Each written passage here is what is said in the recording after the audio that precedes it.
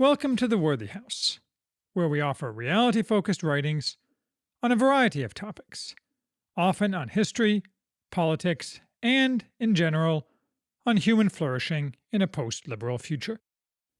I am Charles, the maximum leader of the Worthy House. On preemptive apologies by conservatives. A disability afflicts nearly all conservative arguments today, rather than being a robust picture of vigor and health, as they should given their firm ground in reality and the fantasies that underlie their opponents' cancerous and bankrupt ideologies. Conservative arguments present themselves at the door like starving beggars clad in rags.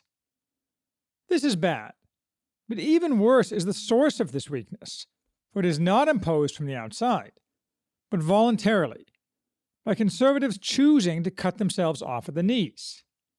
How? By crippling their arguments through larding them with preemptive apologies. You may not have noticed the dull roar of conservative preemptive apologies, because they are the white noise behind nearly all conservative writing and other forms of communication, and so the background of all left-right political discourse today. But I can assure you that you will notice them if you look around after you are done reading this analysis.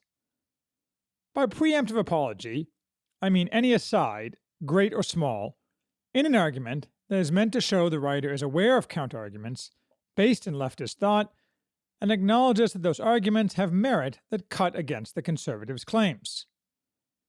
Often these apologies take the form of kowtowing to the existence of, and to the left interpretation of, past events that the left propaganda machine claims are related to the species of conservative argument being made, and that supposedly exemplify something bad about conservatives, even though often the real historical fault, if any, is usually of the left, or of nobody at all, very rarely of conservatives, and almost never of present-day conservatives.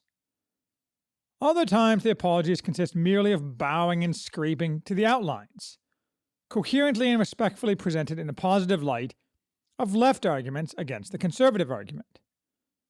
Still other times they are simple abasement, in the form of acknowledgement that the right also behaves badly in the same manner as for which the left is being criticized, even though that is often untrue. A variation on this is ascribing blame to both sides when only the left is to blame for some bad thing. Naturally, it will not surprise you to find, looking around, that the left never engages in any of these types of apologies.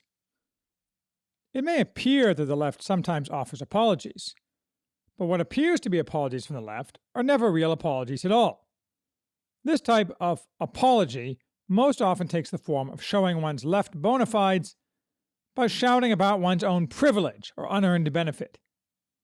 This is really just a way of claiming superiority through virtue signaling, crafted so as to be a form of reinforcement of the main argument, usually not through logic, but by calling down emotion. In no way does it ever cut against or undermine the argument of the writer, nor is it meant to suggest any actual fault on the part of the writer or weakness in his arguments. Such apologies are never found among conservatives, who have had it beaten into them that they have no virtue to signal. Real preemptive apologies are found exclusively on the right, who offer actual, formal preemptive apologies of one of the types I outline above. They also offer a variation that is different enough in substance to be acknowledged as technically not the same. It's the slight nod in the direction of alternative views, the acknowledgement that other views are possible and legitimate, and the recognition that everything has trade-offs. This variation is conceptually different, because in a society where everyone is held to logic, it is merely a nod to reality.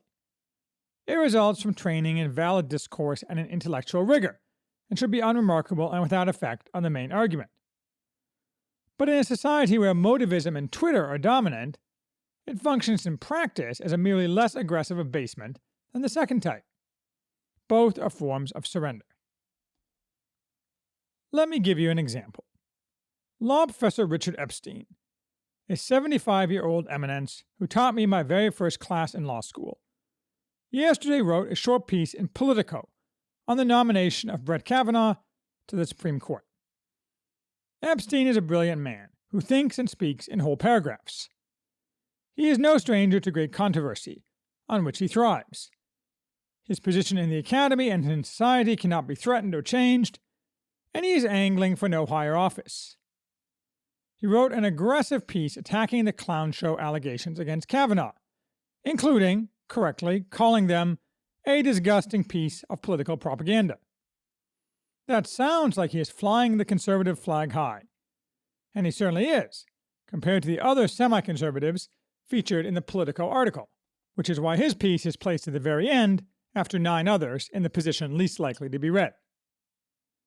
Yet of the 614 words Epstein wrote, the first 150 are primarily a series of apologies, capped off in the last sentence of the paragraph, which in a good writer should be the most powerful support for his own argument, by the bizarre, self-hating claim that the decision not to hold any hearings on Merrick Garland spared Garland and the nation a similar disgraceful exhibition of intolerance that some conservative opponents of Garland may well have launched to tarnish his confirmation chances. Not only do none of the 7 left commentators in Politico make any apologies at all, they don't claim the conservatives might ever engage in a disgraceful exhibition of any kind, because such a claim is completely unmoored from reality, roughly equivalent to saying that William the Conqueror was possibly Brett Kavanaugh's father. Even a moment's thought would cause any person not insane to admit that zero conservative intolerance, in the form of anything that could be characterized as disgraceful, has ever been on display in any Supreme Court nomination. Such activity has always been only the province of the left, originated in 1987, upon the nomination of Robert Bork. No Democratic nominee has ever been subjected even to aggressive questioning, much less character assassination or personal insults. And Epstein himself knows this, as his phrasing may well have launched shows, a locution nobody actually thinking something is true uses. That Richard Epstein, world-bestriding colossus, feels compelled to spin fantasies attacking his own position that occupy a quarter of his entire argument shows how deep the rot of preemptive apologies has gotten. But such apologies, by conservatives, are everywhere. Like the 1980s movie They Live, where wearing special glasses shows that aliens control everything. Once you see, you can't unsee.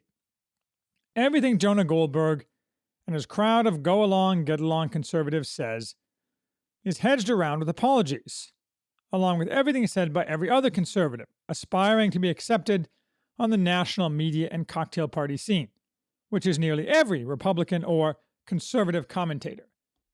It is true of discussions other than pure politics, such as history as well. Any book on the Crusades, when mentioning Muslim atrocities, in every instance hastens to compare them to Christian atrocities. But when Christian atrocities are the topic at hand, Muslim atrocities are never mentioned at all. Similarly, the American left never apologizes for their century-long enabling of communism and their active participation in the killing of 100 million people. Yet the right must constantly apologize for a long list of less effectively murderous rightist tyrants to whom they had no ties and whose behavior has no relevancy at all to today, unlike communism. Try framing a controversial argument to yourself, if you're conservative. You will quickly find that the impulse to add preemptive apologies will creep up on you, if it does not sweep over you. You will have trouble resisting, but the first step is admitting you have a problem. The only very prominent person who rarely offers such apologies is Jordan Peterson, which is one reason he is so hated by the left, though I suspect the reason for that hatred is not realized by them. It is because they feel the power of a conservative who refuses to cripple himself by apologizing, and instead throws back in their faces any demands to apologize preemptively. He sees and names them for what they are, corruptions of the truth. They know, in the marrow of their bones, that if all conservatives adopted this approach, it would shake the pillars of their halls of power. So why does the right engage in this heinous and self-harming practice? It is like seeing a man hitting himself in the head with a hammer. One wonders why, and doubts there is a good reason. It is not, as one might think, a result of actually attempting to address weaknesses in one's argument. If that were true, any apology would typically come after the main argument, and each part of an apology would be directly and simultaneously addressed with the best counterargument of the writer, or, failing that, an attempt to minimize impact, importance, or relevancy, or as a fallback, an appeal to emotion, or an attempt to change the topic. Instead, conservative apologies are put front and center, highlighted, and then often repeated throughout, and at the end, and no attempt is made to argue them. They are public abasement, as in the Cultural Revolution.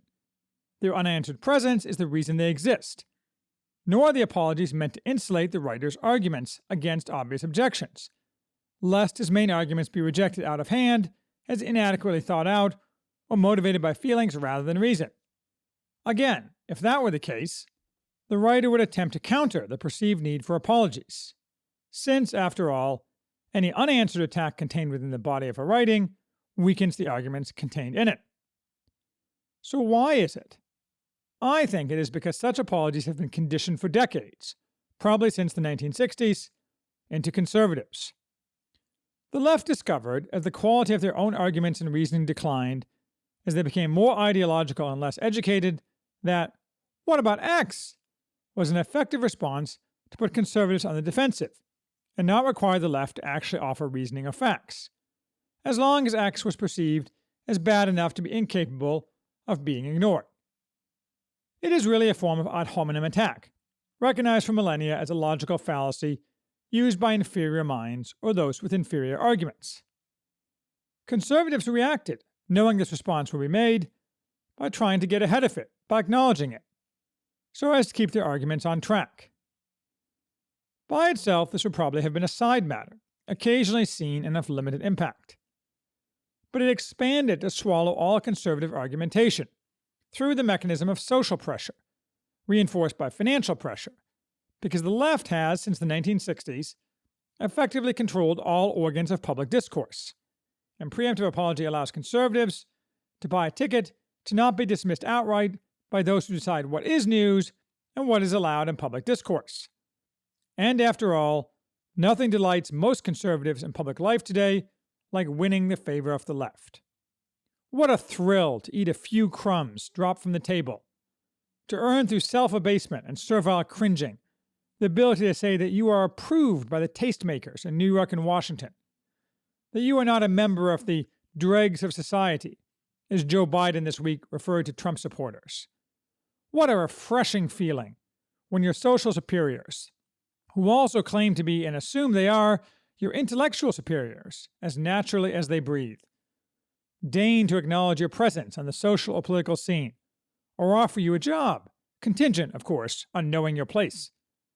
What a sinking feeling when you are deemed too far beyond the pale for them to acknowledge you exist. What a keen resultant need to signal up front, as if you are a neutron, a non-gang affiliated man in a prison, that you will limit your claims and submit to what they do to you. And it's so easy.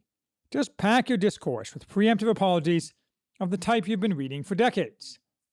There is no answer to this other than to break the spell. But as Jordan Peterson shows, that can be done. What has been conditioned can be deconditioned, and if conservatives get a taste of the vigor and strength that comes from rising from one's knees, no longer crippled, they may get to like it. This is a main reason the left is so desperate to censor to destruction conservatives on digital media.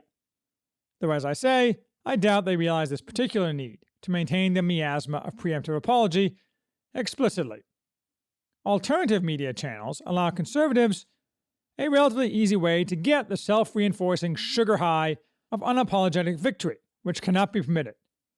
Thus, this is the coming battle, yet another reason the lords of tech must be brought low, though a battle in which, given the quisling state of the Republican Party, conservatives have limited weapons.